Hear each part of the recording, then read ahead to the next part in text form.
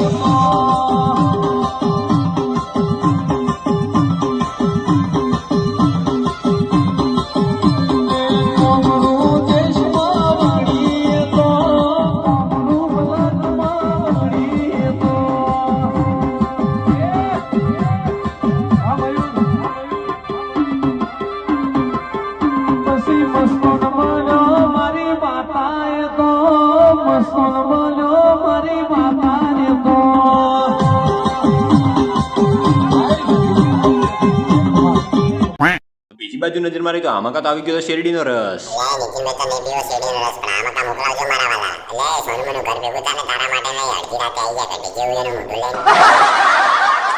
તો મિત્રો, વિડીયો ગમે તો લાઈક શેર કોમેન્ટ કરી દેજો. તો મળીએ હવે પાર્ટ 4 માં.